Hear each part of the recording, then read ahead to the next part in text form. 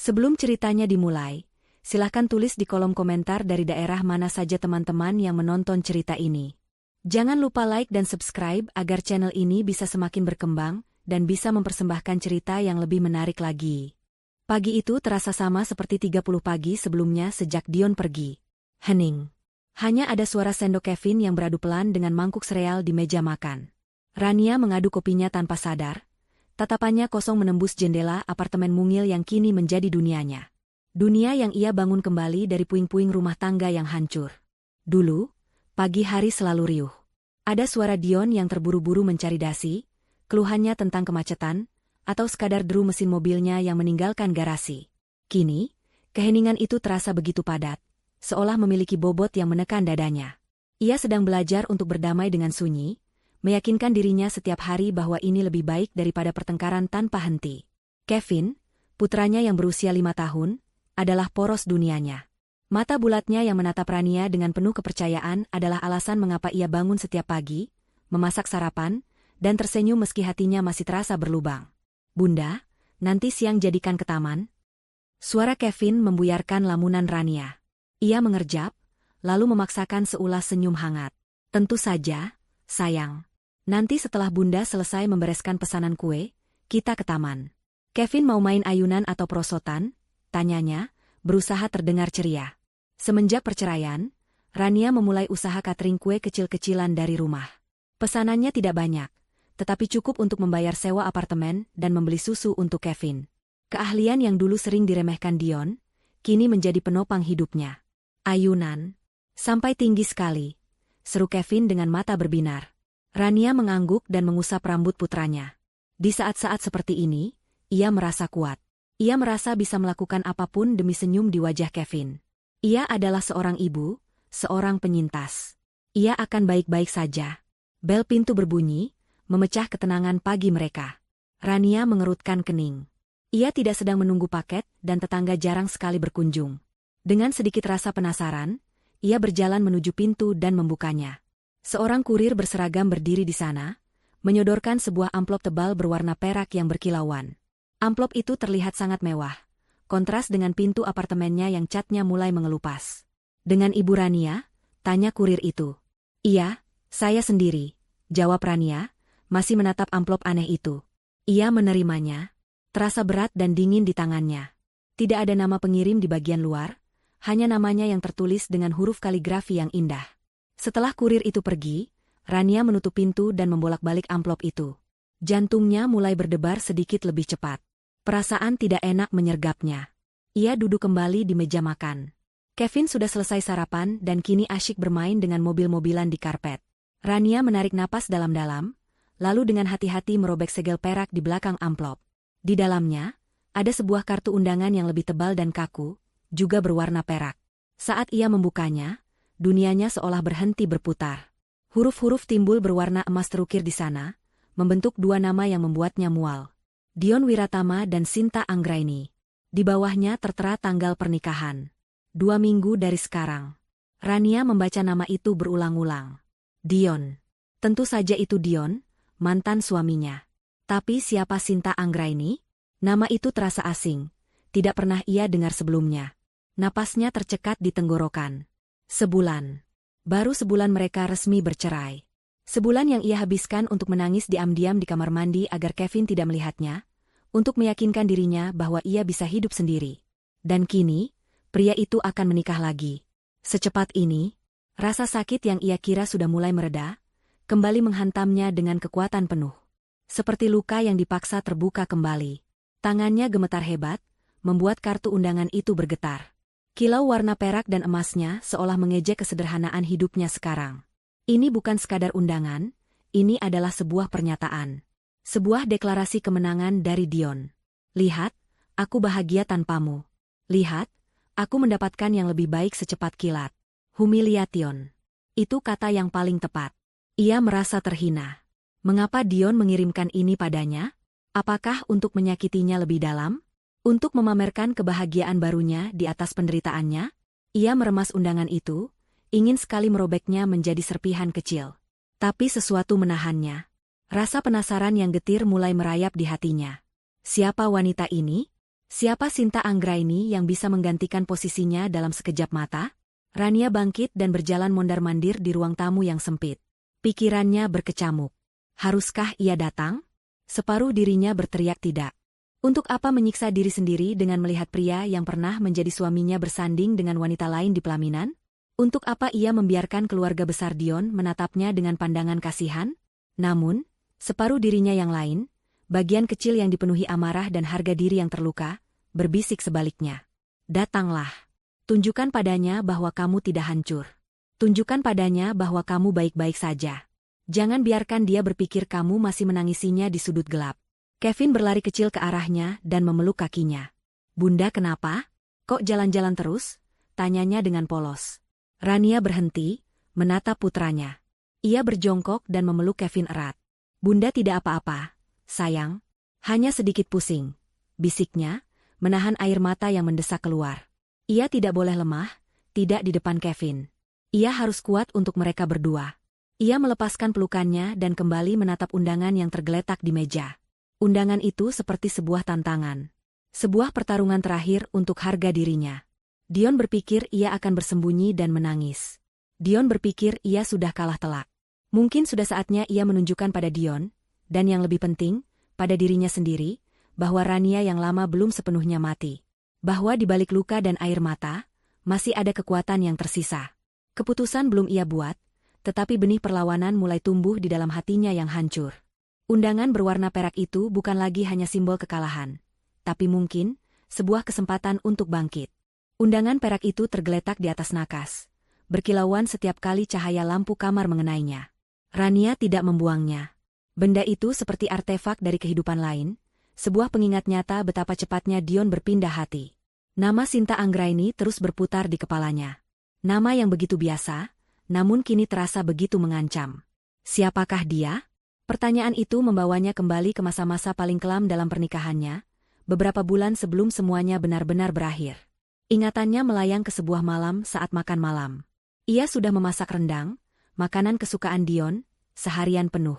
Ia berharap makan malam itu bisa menjadi momen hangat di tengah hubungan mereka yang semakin dingin.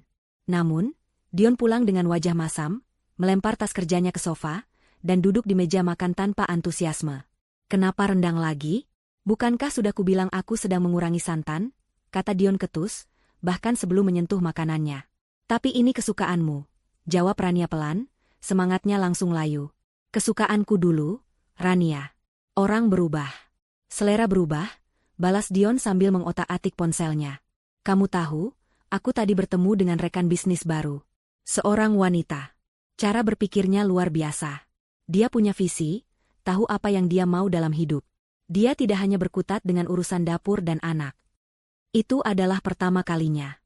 Pertama kalinya Dion secara terang-terangan membandingkannya dengan wanita lain. Dada Rania terasa sesak. Maksudmu aku tidak punya visi? Dion mendongak dari ponselnya, tatapannya dingin. Bukan begitu. Tapi duniamu hanya sebatas rumah ini, Rania. Sementara duniaku terus bergerak maju. Aku butuh partner yang bisa mengimbangiku, yang bisa diajak bicara tentang saham, tentang ekspansi bisnis, bukan hanya tentang harga cabai yang naik atau keluhan guru di sekolah Kevin. Sejak malam itu, sosok wanita sempurna ini menjadi hantu dalam rumah tangga mereka. Dion tidak pernah menyebutkan namanya, tetapi ia selalu hadir dalam setiap percakapan, dalam setiap kritik yang dilontarkan Dion. Saat Rania membeli baju baru, Dion akan berkomentar, modelnya agak ketinggalan zaman. Wanita sekarang lebih suka gaya yang simpel tapi elegan. Saat Rania mencoba memberikan masukan tentang pekerjaan Dion, ia akan dipotong dengan kalimat, kamu tidak akan mengerti, ini rumit. Wanita itu digambarkan sebagai sosok yang anggun, cerdas, mandiri, dan berkelas. Seorang wanita karir yang sukses, yang penampilannya selalu sempurna dari ujung rambut hingga ujung kaki. Wanita yang bisa membuat semua pria di sebuah ruangan menoleh saat ia masuk. Hantu itu perlahan-lahan menggerogoti kepercayaan diri Rania, membuatnya merasa kecil, tidak berharga, dan usang. Ia mulai mempertanyakan setiap hal tentang dirinya. Apakah ia memang membosankan? Apakah ia memang sudah tidak menarik lagi? Ia adalah seorang istri dan seorang ibu, peran yang dulu ia banggakan, kini terasa seperti sebuah label kegagalan di mata suaminya. Didorong oleh rasa sakit dan penasaran yang menyiksa, Rania mengambil ponselnya. Jarinya mengetik nama, Sinta Anggraini, di kolom pencarian media sosial. Puluhan, bahkan ratusan nama muncul. Ia menelusurinya satu persatu, mencari wajah yang mungkin cocok dengan deskripsi wanita sempurna versi Dion. Seorang wanita dengan setelan kerja yang mahal?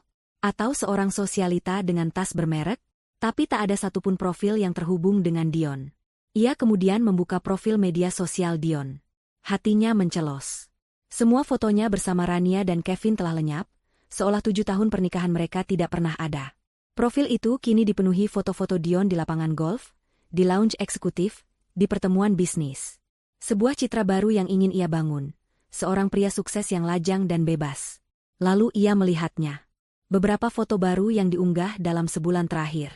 Foto segelas anggur dengan 2 tangan saling bertaut di atas meja. Foto siluet sepasang kekasih di tepi pantai saat matahari terbenam. Tidak ada wajah, tidak ada penanda. Dion sengaja membuatnya misterius, seolah ingin menunjukkan bahwa wanita barunya begitu istimewa hingga harus dirahasiakan, dijaga dari mata publik. Rania menggigit bibirnya, menahan rasa perih di hatinya. Jadi ini wanita itu. Wanita yang selama ini menjadi hantu di rumahnya, kini punya nama, Sinta Anggraini. Wanita yang berhasil membuat Dion menghapus jejak keluarganya sendiri. Frustrasi, Rania mencoba mencari lagi. Ia mencoba berbagai kombinasi nama dan profesi, mencari di daftar teman dari teman-teman Dion. Hasilnya nihil. Akun wanita itu sepertinya terkunci rapat atau menggunakan nama yang berbeda. Kegagalannya menemukan wajah Sinta justru membuat imajinasinya semakin liar. Ia membayangkan seorang wanita tinggi semampai dengan rambut hitam legam, tatapan mata yang tajam, dan senyum sinis yang seolah berkata, "Aku mendapatkan apa yang aku mau." Sosok imajiner ini terasa begitu kuat, begitu sempurna, hingga Rania merasa semakin kerdil. Bagaimana ia bisa bersaing dengan bayangan seperti itu? Pertengkaran terakhir mereka kembali terlintas di benaknya. Saat itu ia menemukan bukti transfer uang dalam jumlah besar dari rekening Dion ke rekening yang tidak ia kenal. Saat ia menanyakannya, Dion meledak. "Itu bukan urusanmu. Aku bekerja keras untuk uang itu," bentak Dion. "Aku istrimu, Dion. Aku berhak tahu," balas Rania dengan suara bergetar. "Istri? Istri macam apa yang hanya bisa menuntut tanpa bisa mendukung? Kamu tahu, dia tidak pernah menanyakan hal-hal sepele seperti ini. Dia mengerti aku, dia percaya padaku. Dia adalah segalanya yang bukan dirimu, Rania. Dia sempurna." Kata, sempurna, itu menusuknya tepat di jantung. Hari itu, ia tahu pernikahannya sudah berakhir. Beberapa minggu kemudian, surat gugatan cerai tiba. Kini, Rania menatap layar ponselnya yang gelap. Ia tidak menemukan apa-apa tentang Sinta Anggraini. Wanita itu tetap menjadi misteri, sebuah ideal yang dibangun oleh narasi Dion. Ketidaktahuan ini membuatnya semakin gelisah. Hanya ada satu cara untuk mengakhiri semua ini, untuk menghancurkan bayangan sempurna yang menghantuinya. Ia harus melihatnya dengan mata kepala sendiri. Ia harus datang ke pernikahan itu. Ia harus menghadapi hantu itu secara langsung, apapun risikonya. Dengan tangan yang kini lebih mantap, ia mengambil kembali undangan perak itu. Tatapannya berubah dari sedih menjadi tegas. Ini bukan lagi tentang Dion. Ini tentang dirinya. Tentang menutup luka dengan menghadapi sumbernya, dan membuktikan pada dirinya sendiri bahwa ia tidak akan hancur oleh bayangan wanita sempurna siapapun. Keputusan itu terasa seperti melompat dari tebing tanpa tahu apa yang ada di bawah. Malam setelah Rania membulatkan tekadnya, ia hampir tidak bisa tidur. Perutnya melilit, dipenuhi campuran antara rasa takut dan semacam energi aneh yang sudah lama tidak ia rasakan. Perlawanan. Setiap kali matanya terpejam, bayangan Dion yang berdiri di pelaminan dengan wanita sempurna tanpa wajah itu muncul, diiringi tatapan sinis dari ratusan tamu. Ia akan menjadi tontonan, sang mantan istri yang menyedihkan, yang datang ke pernikahan pria yang telah mencampakannya. Keraguan kembali merayap. Mungkin ini ide yang gila. Mungkin lebih baik ia tetap di rumah, memeluk Kevin, dan melupakan semuanya. Namun, setiap kali ia berpikir untuk mundur, amarahnya kembali tersulut. Amarah pada Dion yang begitu mudahnya melupakan 7 tahun kebersamaan mereka. Amarah pada dirinya sendiri yang telah membiarkan harga dirinya diinjak-injak begitu lama. Tidak, ia tidak akan bersembunyi. Ini bukan tentang Dion. Ini bukan tentang memenangkan kembali cinta yang sudah mati. Ini adalah tentang mengambil kembali kendali atas narasi hidupnya. Ia tidak akan membiarkan bab terakhir dalam kisah mereka ditulis oleh Dion dengan tinta kesombongan. Ia akan hadir di sana untuk menulis penutupnya sendiri, dengan kepala tegak. Keesokan harinya, setelah mengantar Kevin ke sekolah, Rania melakukan sesuatu yang sudah berbulan-bulan tidak ia lakukan. Ia menelepon sahabatnya, Maya. Selama masa-masa sulit perceraian, Rania cenderung menarik diri, tidak ingin membebani siapapun dengan masalahnya. Rania, tumben sekali telepon pagi-pagi. Kamu baik-baik saja? Suara ceria Maya terdengar dari seberang. Rania menarik napas panjang. Maya, aku mau minta pendapatmu. Aku dapat undangan pernikahan Dion. Keheningan sesaat di ujung telepon, lalu Maya bereaksi persis seperti yang Rania duga. Apa? Pria brengsek itu menikah lagi? Secepat ini? Dan dia berani sekali mengundangmu? Jangan bilang kamu berpikir untuk datang, Ran. Jangan siksa dirimu sendiri. Justru itu, Mei. Aku sudah memutuskan untuk datang, kata Rania, suaranya lebih mantap dari yang ia kira. Kamu gila? Untuk apa? Mau melihat dia memamerkan istri barunya yang katanya sempurna. Itu? Jangan, Ran. Itu hanya akan menyakitimu. Aku tahu kedengarannya gila. Rania menjelaskan dengan sabar, seolah sedang meyakinkan dirinya sendiri juga. Tapi aku lelah merasa seperti korban. Aku lelah membiarkan bayangan wanita itu menghantuiku. Aku harus melihatnya sendiri, Mei. Aku harus menghadapi ini secara langsung supaya aku bisa benar-benar melepaskannya. Aku tidak datang untuknya, aku datang untuk diriku sendiri. Aku ingin menutup buku ini untuk selamanya. Maya terdiam cukup lama. Rania bisa mendengar helaan napas sahabatnya. Aku mengerti, kata Maya akhirnya, suaranya melunak. Tapi kalau kamu mau melakukan ini, kamu harus melakukannya dengan benar. Jangan datang dengan wajah sedih. Tunjukkan padanya apa yang telah ia sia-siakan. Buat dia menyesal telah melepaskanmu.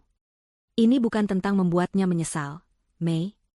Aku tahu, potong Maya. Ini tentang membuat dirimu sendiri bangga. Dan aku akan membantumu. Percakapan itu seolah menjadi bahan bakar baru bagi Rania. Siang itu, ia membuka lemarinya. Isinya adalah cerminan hidupnya selama beberapa tahun terakhir.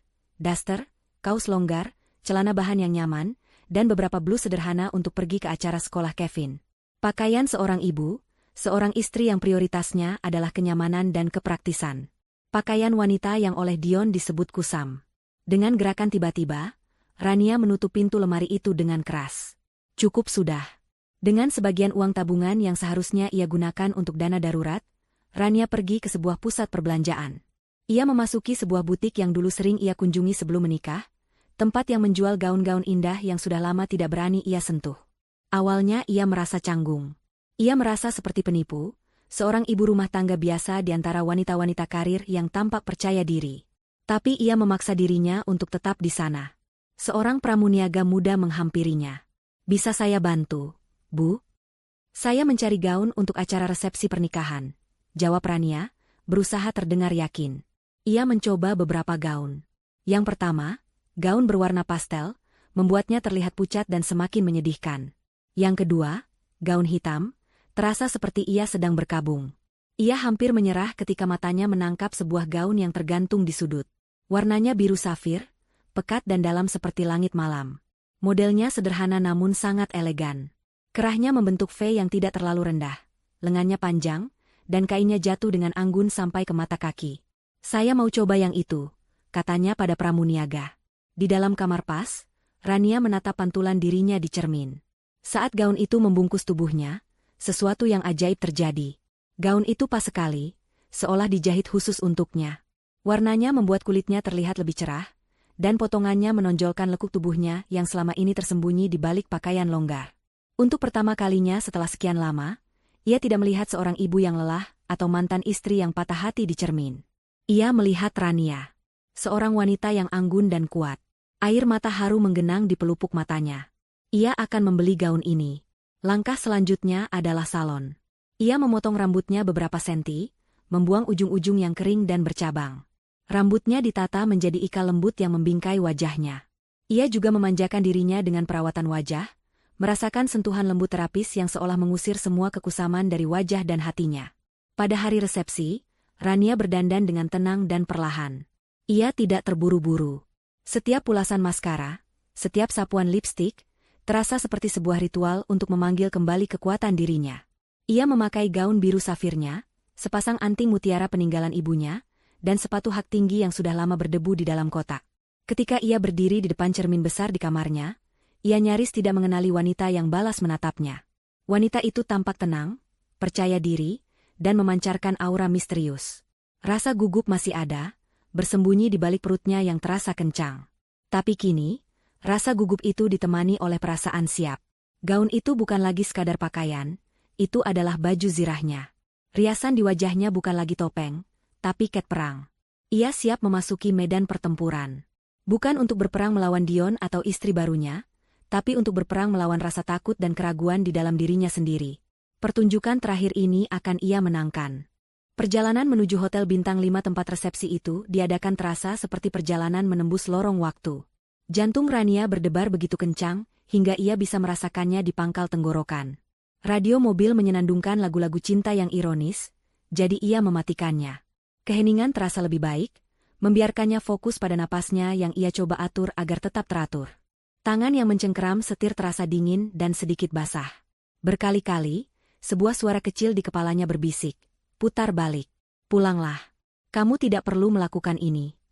Tapi setiap kali suara itu muncul, ia balas membisikkan jawaban yang sama, "Aku harus." Ketika mobilnya tiba di depan lobi hotel yang megah, ia disambut oleh petugas valet. Kemewahan tempat itu langsung menyergapnya.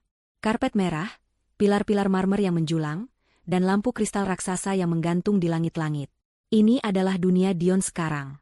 Dunia yang dibangun untuk menunjukkan pada semua orang, terutama pada Rania, bahwa ia telah naik level. Rania menyerahkan kunci mobilnya, dan dengan langkah yang ia paksakan agar terlihat mantap, ia berjalan memasuki gedung. Pintu ballroom yang tinggi dan berukir terbuka di hadapannya, dan ia melangkah masuk. Suara musik orkestra yang lembut dan dengungan percakapan ratusan tamu langsung menyambutnya. Ruangan itu disulap menjadi taman bunga impian, dengan ribuan mawar putih dan lili menghiasi setiap sudut.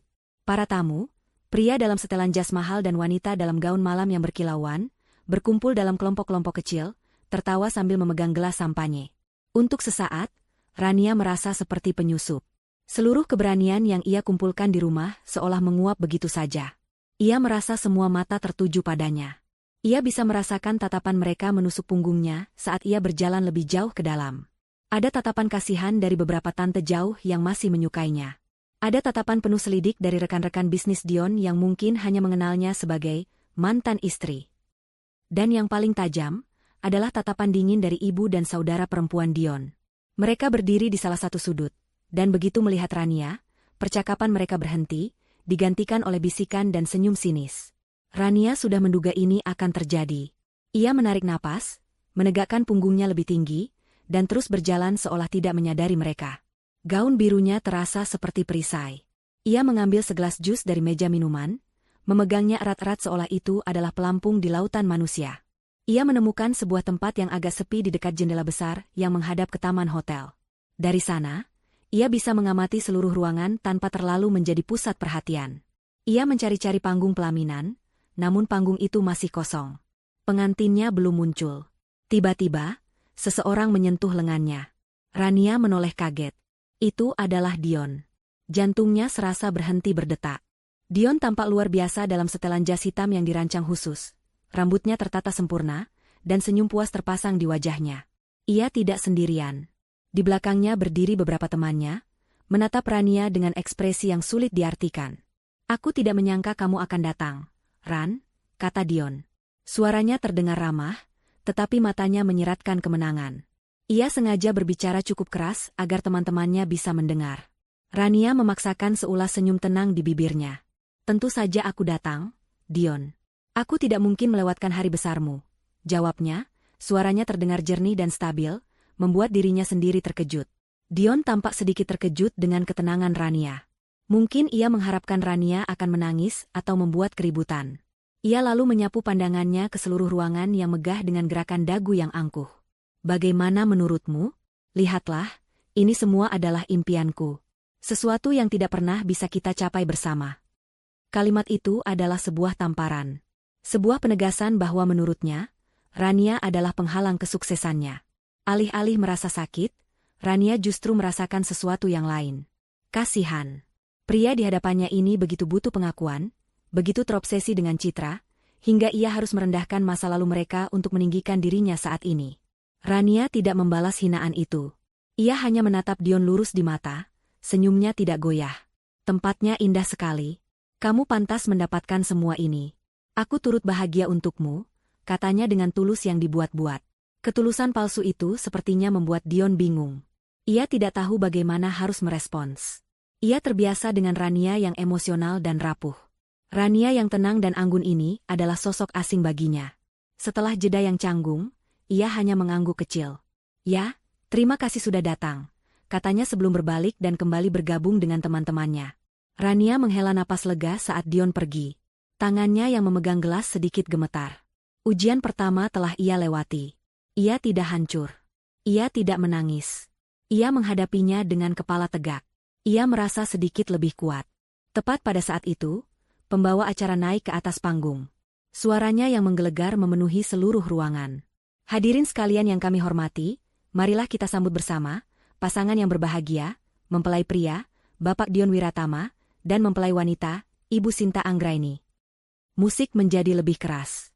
Semua lampu sorot mengarah ke pintu utama. Semua tamu bertepuk tangan. Perut Rania kembali melilit. Ini dia saatnya. Ia akan melihat wajah hantu yang telah menghancurkan hidupnya. Dengan jantung yang berdebar kencang, Rania memusatkan seluruh perhatiannya ke arah panggung pelaminan yang kini mulai dinaiki oleh sepasang pengantin. Ia siap menghadapi apapun. Atau setidaknya, itu yang ia pikirkan. Musik yang mengalun lembut, terasa seperti detak jantung raksasa yang memenuhi seluruh ruangan. Tepuk tangan para tamu membahana saat Dion dan mempelai wanitanya berjalan perlahan di atas karpet putih menuju singgasana mereka. Rania berdiri terpaku di dekat jendela, segelas jus di tangannya terlupakan. Dari kejauhan, pengantin wanita itu tampak persis seperti yang ia bayangkan, atau lebih tepatnya, seperti yang Dion deskripsikan. Gaunnya bertahtakan ribuan kristal yang berkilauan di bawah cahaya lampu, veil panjangnya menyapu lantai dengan anggun, dan sebuket bunga lili putih digenggamnya erat. Sosoknya tinggi dan langsing, gerakannya terlihat sangat berkelas. Inilah dia, Sinta Anggraini, wanita sempurna yang telah merebut segalanya. Rasa dingin yang menusuk kembali menjalar di tubuh Rania. Keberaniannya yang tadi sempat memuncak kini goyah. Melihat visualisasi nyata dari hantu yang menghantuinya selama berbulan-bulan membuatnya merasa kecil lagi. Para tamu mulai membentuk barisan, antre untuk memberikan selamat di atas pelaminan. Rania ragu. Haruskah ia ikut dalam barisan itu? Haruskah ia berjalan ke sana dan menyiksa dirinya dengan melihat kebahagiaan mereka dari dekat? Kemudian ia teringat janjinya pada diri sendiri. Ia datang untuk menutup buku. Dan ia tidak bisa melakukannya dengan bersembunyi di sudut ruangan. Dengan napas yang terasa berat, ia meletakkan gelasnya di atas meja terdekat dan melangkah, bergabung di barisan paling belakang. Setiap langkah terasa seperti menginjak bara api. Punggungnya terasa tegang, siap menerima tatapan menghakimi. Jantungnya berdebar sangat kencang, memompa campuran antara rasa takut dan adrenalin ke seluruh tubuhnya. Barisan bergerak maju dengan sangat lambat. Rania bisa mendengar ucapan selamat yang riang dan tawa renyah dari orang-orang di depannya. Semua suara itu terdengar kabur, seperti berasal dari dalam air. Fokusnya hanya satu, panggung megah di depan sana. Semakin dekat, semakin banyak detail yang bisa ia lihat. Ia bisa melihat dasi kupu-kupu Dion yang sedikit miring, senyum lebarnya yang tampak dipaksakan, dan kalung berlian yang melingkar di leher jenjang sang pengantin wanita. Namun wajah wanita itu masih belum terlihat jelas. Seringkali tertutup oleh tamu yang sedang menyalaminya, atau oleh gerakan kepalanya yang menoleh ke arah Dion. Tinggal 5 orang lagi di depannya. Rania bisa mencium aroma parfum lili yang kuat dari dekorasi panggung. Ia bisa melihat manik-manik rumit di gaun pengantin itu dengan sangat jelas. Wanita itu menoleh sejenak ke arah tamu di bawah panggung, dan untuk sepersekian detik, Rania menangkap profil wajahnya. Sesuatu berdesir di dalam benaknya. Sebuah percikan familiaritas yang aneh. Wajah itu, rasanya aku pernah melihatnya, batinnya, tapi ia segera menepisnya. Mungkin hanya perasaannya saja. Di dunia ini banyak orang yang wajahnya mirip. Mungkin wanita ini mirip dengan seorang aktris atau tokoh publik yang pernah ia lihat di televisi. Tinggal 3 orang lagi. Jaraknya kini hanya beberapa meter. Pengantin wanita itu tertawa mendengar sesuatu yang dibisikkan Dion. Saat ia tertawa, kepalanya sedikit mendongak, dan cahaya lampu menyorot wajahnya dengan sempurna. Tidak ada lagi veil yang menghalangi. Tidak ada lagi sudut yang menipu. Waktu seolah berhenti. Seluruh suara di dalam ballroom lenyap. Jantung Rania yang tadinya berdebar kencang, kini serasa berhenti berdetak. Itu bukan wajah seorang CEO. Bukan wajah seorang sosialita. Bukan wajah supermodel. Wajah itu adalah wajah yang pernah ia lihat hampir setiap hari selama 6 bulan. Wajah yang pernah ia percayai untuk menjaga harta paling berharganya, putranya Kevin. Wajah yang menangis memohon-mohon di ruang tamunya 3 tahun lalu. Sinta. Bukan Sinta Anggraini yang anggun dan berkelas. Tapi Sinta, si pengasuh anak. Sinta yang pendiam dan tampak lugu. Sinta yang ia pecat karena kepergok mencoba memasukkan jam tangan Kevin ke dalam tasnya. Sinta yang bersumpah bahwa ia dijebak dan menangis terseduh-seduh saat Rania dengan tegas menyuruhnya pergi dan tidak pernah kembali lagi.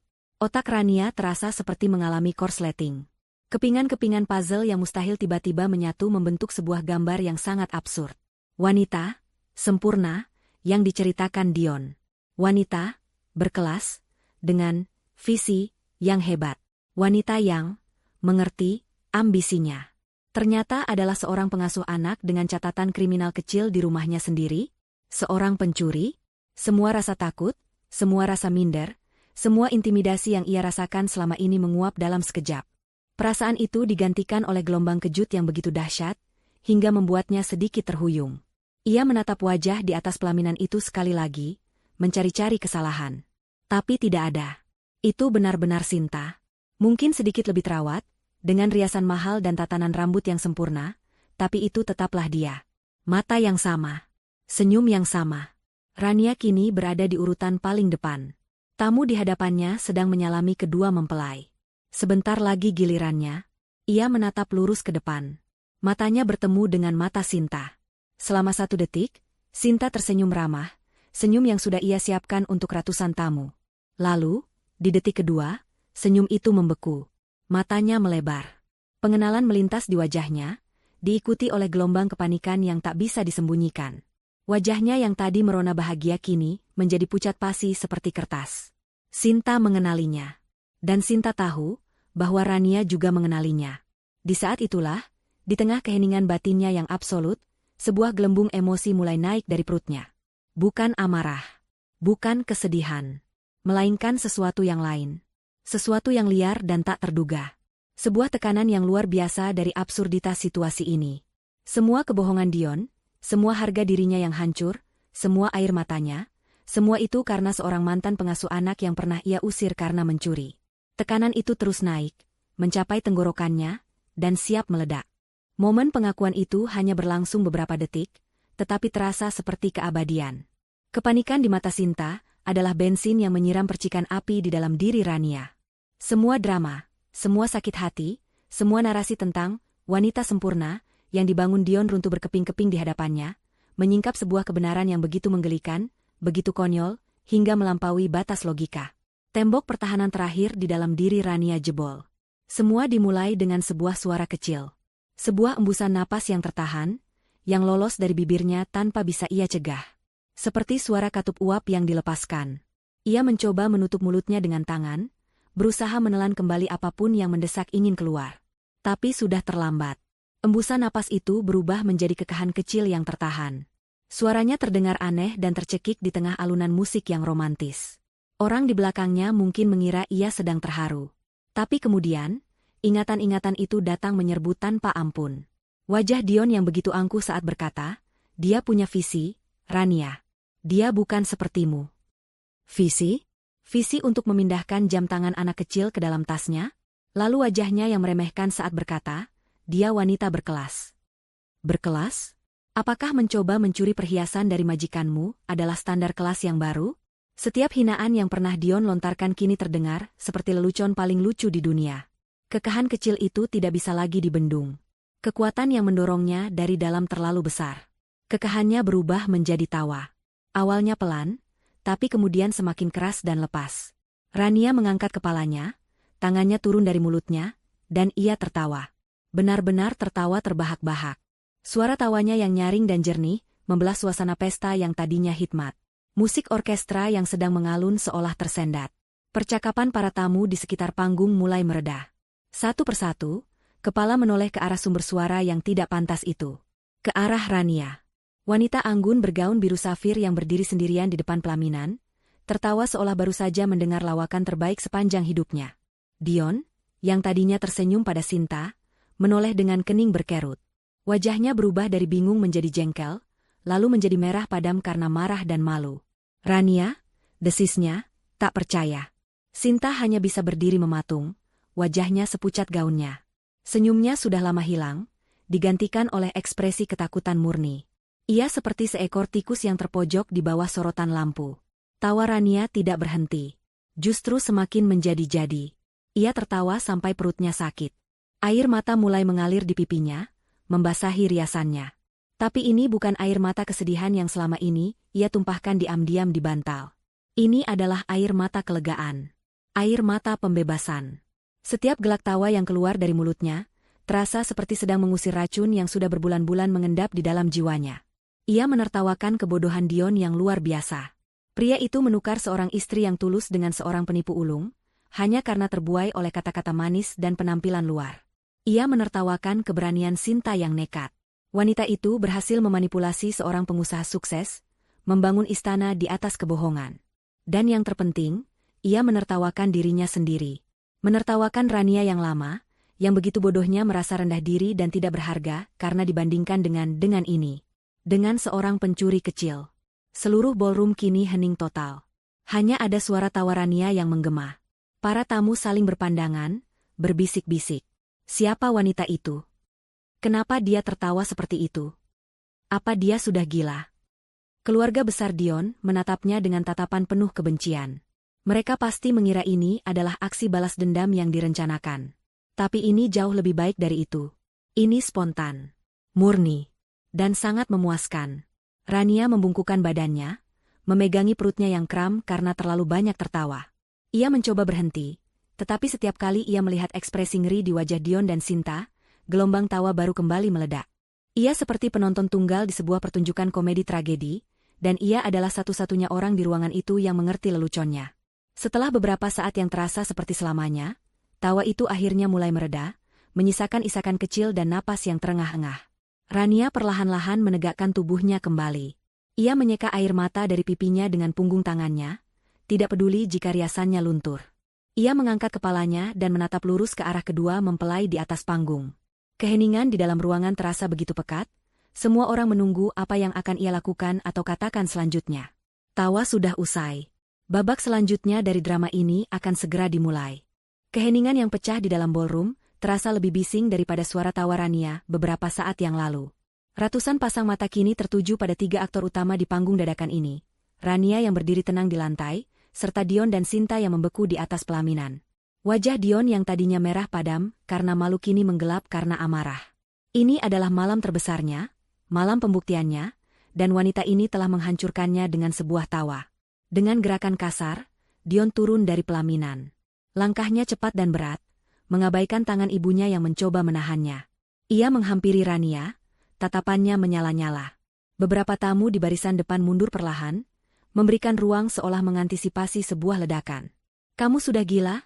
desis Dion, suaranya rendah dan penuh ancaman. Ia mencengkeram lengan atas Rania, cengkeramannya kuat dan menyakitkan. "Apa yang kamu lakukan di sini? Kamu datang hanya untuk membuat keributan? Untuk mempermalukanku?"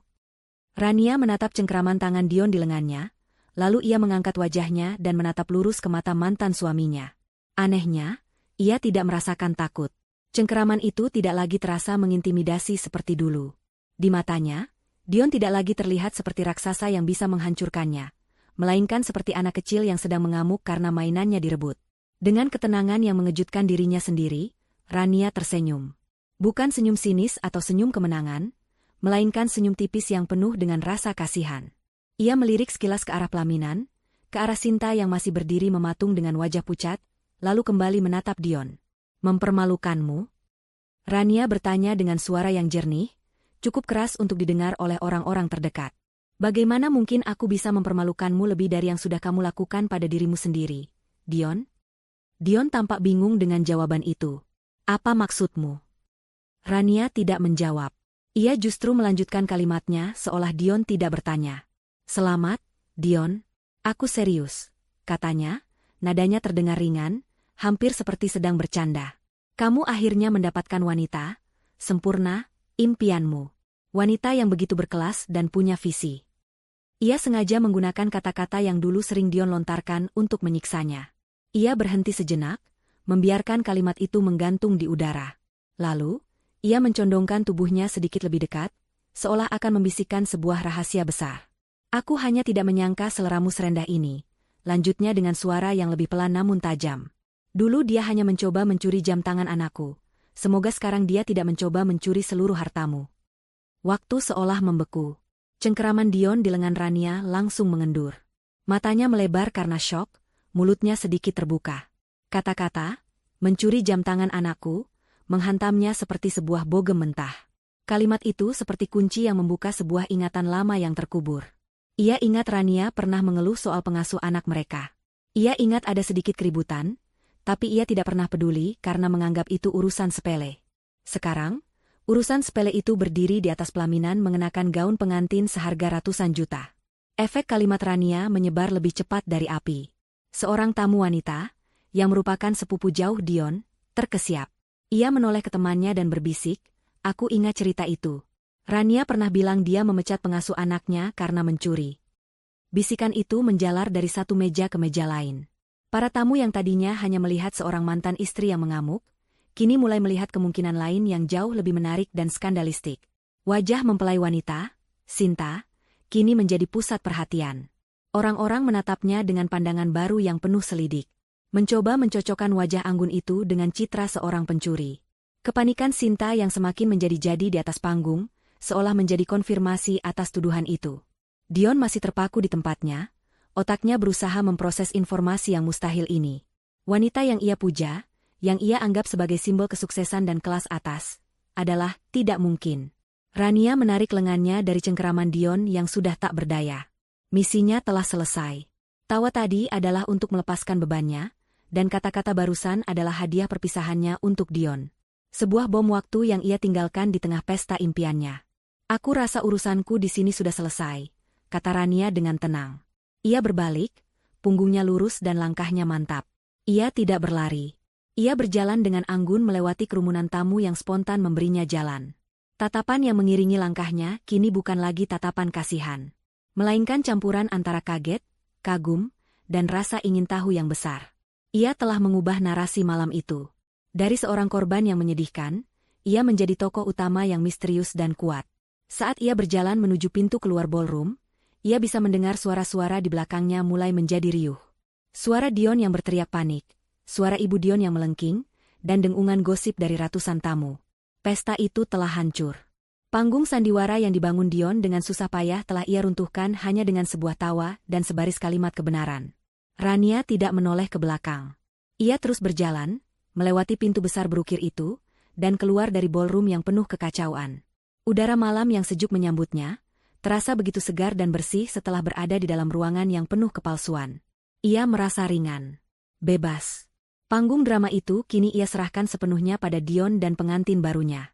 Bagiannya dalam cerita ini sudah berakhir. Begitu pintu mobil tertutup, Rania merasakan keheningan yang membungkusnya. Suara bising dari dalam hotel langsung teredam, menyisakan hanya suara napasnya sendiri yang masih sedikit terengah. Ia menyandarkan kepalanya di kemudi selama beberapa saat, memejamkan mata dan membiarkan adegan-adegan tadi berputar ulang di benaknya. Tawa yang meledak, wajah pucat Sinta, tatapan ngeri Dion, bisikan para tamu. Semuanya terasa begitu surreal, seperti adegan dalam sebuah film. Apakah ia benar-benar melakukan itu semua? Ia menyalakan mesin mobil dan mulai melaju perlahan meninggalkan pelataran hotel yang gemerlap. Lampu-lampu kota yang berkelip di sepanjang jalan terasa seperti saksi bisu atas apa yang baru saja terjadi. Adrenalin yang tadi membanjiri tubuhnya mulai surut, digantikan oleh perasaan aneh yang sulit ia definisikan. Bukan rasa bersalah. Bukan juga penyesalan. Anehnya, ia tidak menemukan sedikitpun penyesalan di dalam hatinya. Yang ada justru perasaan lega yang begitu dalam, begitu luas, hingga terasa memenuhi setiap rongga di dadanya. Selama perjalanan pulang, ia mulai menganalisis perasaannya.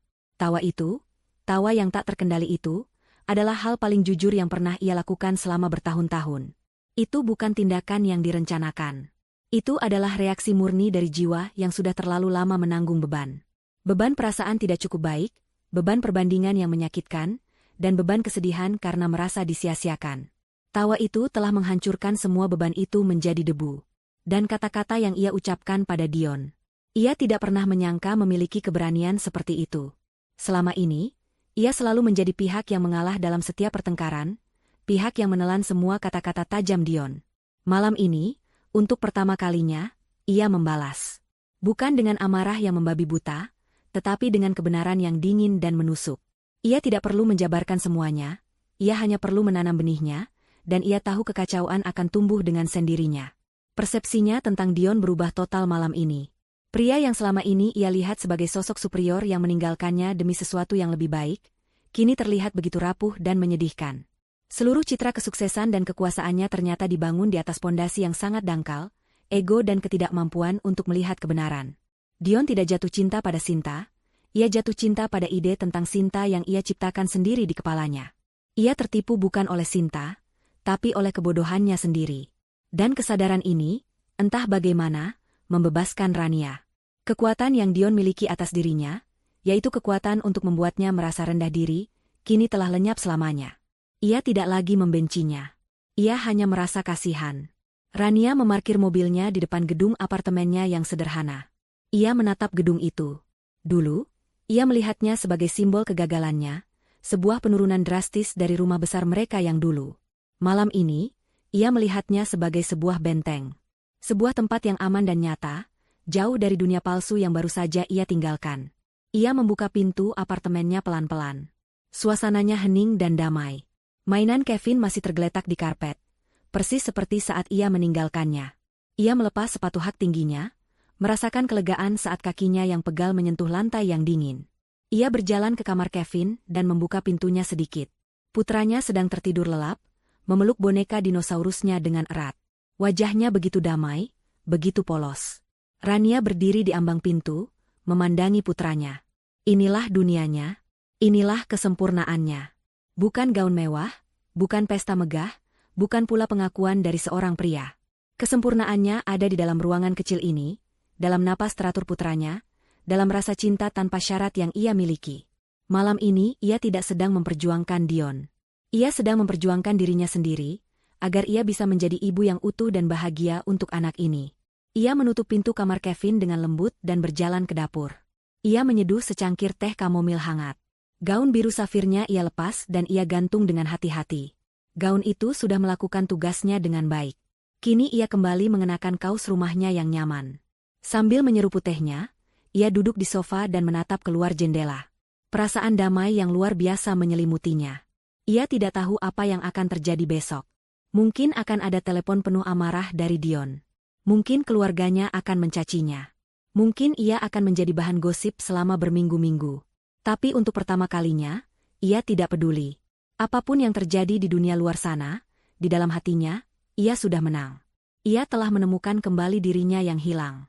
Buku tentang Dion dan pernikahannya tidak hanya ditutup, tapi sudah ia bakar habis malam ini. Dan dari abunya, Rania merasa dirinya terlahir kembali. Hari-hari setelah resepsi pernikahan itu terasa aneh. Rania mengharapkan akan ada badai, telepon penuh amarah dari Dion, atau caci maki dari mantan mertuanya.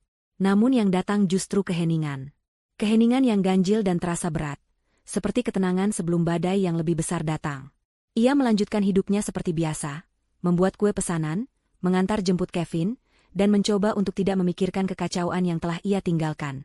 3 hari setelah malam yang dramatis itu, ponselnya berdering. Nama Maya muncul di layar. Rania tersenyum dan mengangkatnya. Rania, aku sudah mencoba meneleponmu 100 kali. Kamu tidak apa-apa? Aku mendengar cerita-cerita gila. Ceritakan semuanya, jangan ada yang terlewat. Sembur Maya tanpa jeda, suaranya dipenuhi antusiasme. Rania tertawa, kali ini tawa yang terkendali dan geli. Cerita yang mana yang kamu dengar? Semuanya. Bahwa kamu datang seperti seorang ratu, bahwa kamu tertawa terbahak-bahak di depan pelaminan, dan bahwa kamu membongkar kalau istri baru Dion itu adalah mantan pengasuh anakmu yang pencuri. Benarkah semua itu? Rania menceritakan semua kejadiannya pada Maya, mulai dari saat ia mengenali wajah Sinta hingga saat ia meninggalkan ballroom. Maya mendengarkan dengan napas tertahan, sesekali menyela dengan pekikan kaget atau tawa kagum. Ya Tuhan, Rania, itu lebih epik dari drama Korea manapun. Aku bangga sekali padamu. Kamu benar-benar memberinya pelajaran. Seru Maya. Kau tahu, Kabar itu sudah menyebar kemana-mana. Temanku yang sepupunya ada di sana bilang, setelah kamu pergi, pestanya langsung kacau balau. Dion dan ibunya bertengkar hebat di depan semua orang. Pengantin wanitanya katanya mengunci diri di ruang rias dan tidak mau keluar. Pesta impian itu berakhir sebelum hidangan penutup disajikan. Mendengar itu, Rania tidak merasakan kepuasan atau kemenangan. Yang ia rasakan justru semacam kelegaan yang hampa. Drama itu bukan lagi miliknya. Ia hanyalah seorang penonton dari jauh. Biarkan saja mereka, Mei. Itu urusan mereka sekarang. Beberapa minggu berlalu. Rania semakin sibuk dengan pesanan kuenya. Reputasinya sebagai pembuat kue rumahan yang lezat menyebar dari mulut ke mulut. Kesibukan itu adalah anugerah, membuatnya tidak punya banyak waktu untuk melamun. Kabar tentang Dion dan Sinta sesekali masih sampai ke telinganya melalui Maya, yang seolah menjadi wartawan pribadinya. Kau tidak akan percaya ini, kata Maya di telepon suatu sore. Ingat Tante Marta, teman arisan ibuku? Anaknya bekerja di bank yang sama dengan Dion. Katanya, Dion sedang pusing 7 keliling. Istri barunya itu ternyata gila belanja. Kartu kreditnya jebol setiap bulan, membeli tas dan perhiasan yang harganya selangit. Dion mengeluh pada teman-temannya kalau Sinta ternyata tidak seperti yang ia kira. Katanya Sinta menjadi sangat penuntut dan manja. Rania hanya bisa menghela napas. Tentu saja. Sinta berhasil mendapatkan apa yang ia incar. Akses menuju kehidupan mewah. Topeng wanita anggun dan pengertian yang ia pakai untuk memikat Dion kini tidak lagi ia perlukan. Sifat aslinya yang materialistis dan manipulatif mulai muncul ke permukaan. Dion telah membeli sebuah ilusi yang mahal, dan kini ia harus mulai membayar tagihannya. Puncak dari semua drama itu terjadi sekitar sebulan setelah pernikahan. Suatu malam, saat Rania sedang membantu Kevin mengerjakan pekerjaan rumahnya, ponselnya bergetar. Sebuah nomor tak dikenal muncul di layar. Rania biasanya mengabaikan panggilan seperti itu, tapi entah kenapa, kali ini ia mengangkatnya. Halo? Rania? Suara itu, suara yang sudah sangat ia kenal, namun kini terdengar begitu berbeda. Parau, lelah, dan penuh kekalahan. Itu suara Dion. Rania terdiam, jantungnya berdebar sedikit lebih cepat, bukan karena rindu, tapi karena kaget. Ini aku, Dion, lanjutnya saat Rania tidak merespons. Aku tahu. Ada apa? Tanya Rania, suaranya datar dan dingin. Terdengar helaan napas berat dari seberang. Aku hanya ingin bicara. Lalu, tanpa menunggu persetujuan Rania, Dion mulai bicara. Ia mengeluh. Ia mencurahkan semua kekesalannya. Ia mengeluh tentang Sinta yang ternyata pembohong besar. Ia mengeluh tentang tagihan kartu kreditnya. Ia mengeluh tentang bagaimana keluarga Sinta yang sederhana tiba-tiba muncul, dan meminta berbagai macam bantuan finansial. Dan kemudian, ia mulai menyalahkan Rania. Ini semua karenamu, katanya, suaranya mulai meninggi. Seandainya kamu tidak datang ke pesta itu dan membuat keributan, semua ini tidak akan terjadi. Kamu menghancurkan segalanya. Rania mendengarkan semua itu tanpa emosi. Rania yang lama mungkin akan menangis, atau ikut berteriak, atau bahkan merasa bersalah. Tapi Rania yang sekarang hanya merasakan keheningan di dalam hatinya. Pria di ujung telepon ini terdengar sangat asing. Keluhannya terdengar seperti rengekan anak kecil. Ia tidak mencari solusi atau meminta maaf. Ia hanya mencari tempat sampah untuk membuang semua masalah dan kesalahannya. Setelah Dion selesai dengan luapan emosinya, hening sejenak. Ia mungkin menunggu Rania untuk merespons, untuk memberinya simpati atau sekadar ikut marah. Tapi Rania tidak memberinya apapun. Sudah selesai? Tanya Rania dengan tenang. Dion terdengar kaget dengan respons dingin itu. Ran, aku tidak tahu harus bagaimana lagi. Dia bukan wanita yang kukira. Saat itulah Rania tahu bahwa ini adalah percakapan terakhir mereka yang sesungguhnya.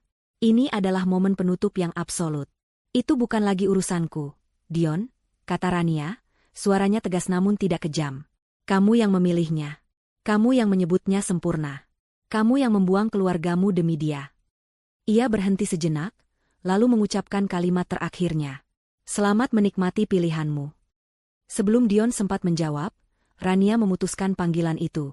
Ia meletakkan ponselnya di meja dengan pelan. Tidak ada getaran amarah, tidak ada sisa sakit hati. Hanya ada kehampaan yang damai. Ia telah memotong benang emosional terakhir yang menghubungkannya dengan pria itu. Badai telah benar-benar berlalu. Ia menoleh ke arah Kevin yang menatapnya dengan bingung. Rania tersenyum, mengusap kepala putranya, dan berkata, "Yuk, kita lanjutkan lagi belajarnya." 1 tahun kemudian, aroma manis dari vanila dan coklat leleh menguar dari dapur Rania. Tapi ini bukan lagi dapur apartemennya yang sempit. 6 bulan yang lalu, usahanya yang ia beri nama, Kue Cinta Rania, berkembang begitu pesat hingga ia mampu menyewa sebuah ruko kecil tak jauh dari apartemennya. Lantai bawah ia sulap menjadi dapur produksi profesional, dan sebuah etalase kecil untuk pelanggan yang ingin langsung membeli. Sementara lantai atas ia jadikan tempat tinggal yang lebih luas dan nyaman untuknya dan Kevin.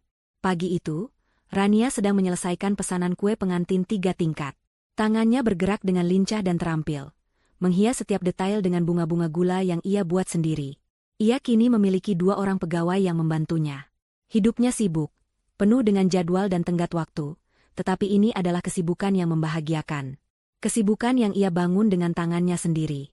Kevin, yang kini sudah kelas 1 SD, pulang sekolah dengan wajah ceria. "Bunda, hari ini aku dapat nilai 100 di pelajaran menggambar," serunya sambil memamerkan selembar kertas bergambar pemandangan gunung. "Wah, hebat sekali jagoan Bunda." Rania berhenti sejenak dari pekerjaannya, membersihkan tangannya, lalu memeluk putranya dengan erat. "Sebagai hadiah, bagaimana kalau akhir pekan ini kita pergi ke kebun binatang?" Mata Kevin langsung berbinar. Mau lihat gajah, Bunda?" Kehidupan mereka kini dipenuhi oleh momen-momen kecil yang berharga seperti ini. Nonton film bersama di hari Jumat malam dengan semangkuk besar popcorn, bersepeda di taman pada hari Minggu pagi, atau sekadar membaca buku cerita sebelum tidur. Tawa Kevin yang lepas adalah musik terindah di dalam rumah mereka. Rania telah berhasil membangun sebuah dunia yang aman, stabil, dan penuh cinta untuk putranya, dan juga untuk dirinya sendiri. Siang itu, saat jam istirahat, Maya datang berkunjung sambil membawa makan siang. Sudah menjadi kebiasaan mereka untuk bertemu setidaknya seminggu sekali.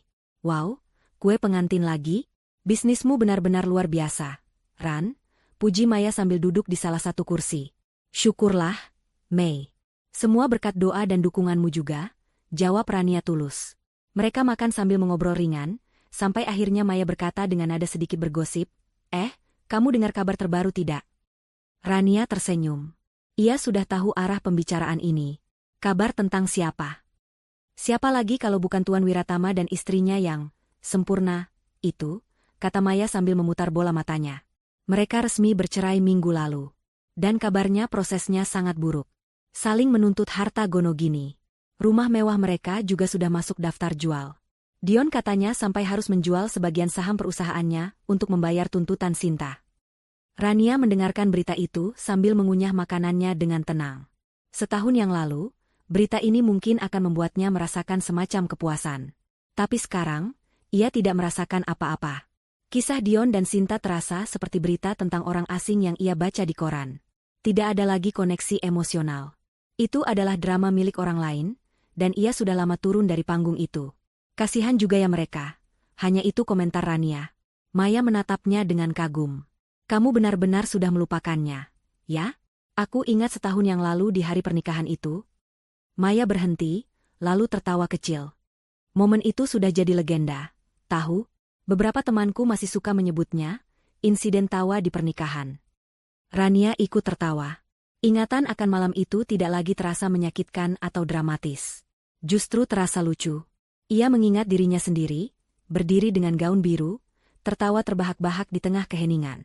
Itu bukan lagi ingatan tentang patah hati, melainkan ingatan tentang hari kelahirannya kembali. Sore harinya, setelah semua pekerjaan selesai, Rania mengajak Kevin ke taman dekat ruko mereka. Mereka membeli 2 es krim dan duduk di bangku sambil memperhatikan anak-anak lain bermain. Matahari senja memancarkan cahaya keemasan yang hangat, membuat segalanya tampak damai. Kevin menyandarkan kepalanya di bahu Rania. "Bunda, aku sayang Bunda," bisiknya polos. Rania memeluk putranya, hatinya meluap oleh perasaan cinta dan syukur yang begitu besar. Bunda juga sayang sekali sama Kevin. Ia menatap ke depan, ke arah langit senja yang berwarna jingga. Ia telah melalui badai yang paling gelap dalam hidupnya, dan ia berhasil keluar dari sana, bukan hanya selamat, tapi menjadi lebih kuat. Ia menemukan kebahagiaan bukan dari validasi seorang pria, atau dari kemewahan materi. Kebahagiaan sejatinya ternyata begitu sederhana. Ada di dalam aroma kue yang baru matang, di dalam tawa putranya, di dalam ketenangan hatinya sendiri. Ia telah menemukan kesempurnaannya sendiri, Dan kesempurnaan itu terasa jauh lebih nyata dan membahagiakan daripada ilusi manapun. 5 tahun kemudian. Suara tawa dan obrolan hangat memenuhi ruangan beraroma kopi dan mentega. Cahaya lampu gantung yang elegan memantul di atas etalase kaca yang dipenuhi aneka kue dan pastry yang ditata dengan artistik. Di dinding, sebuah logo bertuliskan, Kue Cinta Rania, cabang kedua, terpasang dengan anggun. Hari itu adalah hari peresmian toko kue kedua Rania, sebuah pencapaian yang 5 tahun lalu bahkan tidak pernah berani ia impikan. Rania berdiri di tengah keramaian, gaun sederhana berwarna lavender membungkus tubuhnya yang tampak lebih berisi dan bahagia. Wajahnya memancarkan ketenangan dan kepercayaan diri yang datang dari dalam. Ia tidak lagi membutuhkan gaun sebagai baju zirah. Kini, senyumnya yang tulus adalah pertahanan sekaligus sambutan terhangat bagi siapapun yang ia temui. Ia menyalami para tamu, teman-teman lama, dan pelanggan setia dengan ramah. Seorang anak laki-laki jangkung berusia 11 tahun dengan rambut tebal seperti ayahnya, dulu, berlari kecil menghampirinya dan memeluk pinggangnya. "Bunda, keren sekali. Tokonya lebih besar dari yang pertama," seru Kevin, matanya berbinar menatap sekeliling. Rasa bangga pada ibunya terpancar jelas di wajahnya. Rania tertawa dan mengusap kepala putranya. "Terima kasih, sayang. Kamu suka pajangan di dekat kasir?" Kevin mengangguk antusias. "Suka. Lukisan pemandangan gunungku jadi terlihat seperti karya seniman asli." Seorang pria tegap dengan senyum teduh dan kemeja linen yang digulung lengannya menghampiri mereka. Ia meletakkan tangan yang hangat di bahu Rania. "Tentu saja seperti karya seniman asli. Karena yang menggambarnya memang seniman hebat," katanya pada Kevin, lalu menatap Rania dengan tatapan penuh cinta. "Selamat, sayang. Kamu berhasil. Aku sangat bangga padamu." Rania balas tersenyum pada pria itu, "Adit, terima kasih juga padamu. Tanpa desainmu yang luar biasa, tempat ini tidak akan terasa begitu hangat." Adit adalah seorang arsitek yang Rania temui 2 tahun lalu, saat ia berencana merenovasi ruko pertamanya. Pertemuan profesional itu perlahan berubah menjadi persahabatan, dan akhirnya bersemi menjadi cinta yang matang dan tenang. Adit, seorang duda tanpa anak, tidak datang untuk menyelamatkan Rania. Ia datang saat Rania sudah menjadi wanita yang utuh, kuat, dan mandiri. Ia jatuh cinta pada kekuatan Rania, bukan pada kerapuhannya. Dan yang terpenting, ia menyayangi Kevin seperti putranya sendiri. Malam itu, setelah tamu terakhir pulang dan para pegawai selesai membersihkan toko, mereka bertiga duduk di salah satu meja. Kevin sudah tertidur di sofa kecil di sudut ruangan, kelelahan setelah seharian bersemangat. Adit menggenggam tangan Rania di atas meja. "Bagaimana perasaanmu?" Rania menatap sekeliling tokonya yang kini hening. Cahaya lampu jalanan masuk melalui jendela kaca, menciptakan bayangan panjang. Ia menarik napas dalam-dalam, merasakan kepuasan yang meresap hingga ke tulang. "Aku teringat sesuatu," bisik Rania. "Dulu sekali, aku pernah berpikir bahwa hidupku sudah hancur berkeping-keping. Aku merasa seperti berada di atas tanah yang tandus dan penuh puing. Tidak ada harapan." Ia lalu menatap Adit, matanya berkaca-kaca karena haru. "Tapi ternyata, di atas puing itu pun, jika kita mau merawatnya, bisa tumbuh kebun bunga yang paling indah." Adit tersenyum dan meremas tangannya dengan lembut. Ia tahu semua cerita Rania. Ia tahu tentang pernikahan yang gagal, tentang malam dramatis di sebuah resepsi yang menjadi titik balik hidup wanita yang dicintainya itu. Kenangan tentang Dion dan Sinta kini terasa begitu jauh, seperti cerita dari negeri dongeng yang pernah ia dengar. Setahun setelah perceraian mereka, Maya memberitahunya bahwa Dion pindah ke luar kota setelah bisnisnya goyah akibat citranya yang hancur. Kabarnya, ia menikah lagi untuk ketiga kalinya. Namun Rania bahkan tidak tahu siapa nama wanita itu. Kisah Dion bukan lagi bagian dari dunianya. Pria itu hanyalah orang asing dari masa lalu yang tanpa sadar telah memberinya hadiah terindah. Kebebasan untuk menemukan dirinya sendiri. "Ayo kita pulang," kata Adit lembut, membuyarkan lamunan Rania. Adit dengan hati-hati mengangkat Kevin yang tertidur ke dalam gendongannya. Rania mematikan lampu toko, menguncinya, lalu berjalan berdampingan dengan Adit di bawah langit malam yang cerah. Melihat punggung tegap Adit yang menggendong putranya dengan penuh kasih sayang, hati Rania dipenuhi oleh kehangatan. Ini adalah keluarganya. Sebuah keluarga yang tidak dibangun di atas kesempurnaan palsu, melainkan di atas kejujuran, rasa saling menghargai, dan kesempatan kedua. Malam itu, Rania tidak lagi memikirkan masa lalu. Ia menatap ke depan, ke arah jalanan yang terbentang di hadapannya, ke arah masa depan yang ia bangun sendiri. Dan untuk pertama kalinya setelah sekian lama, jalan itu tampak begitu terang dan penuh harapan.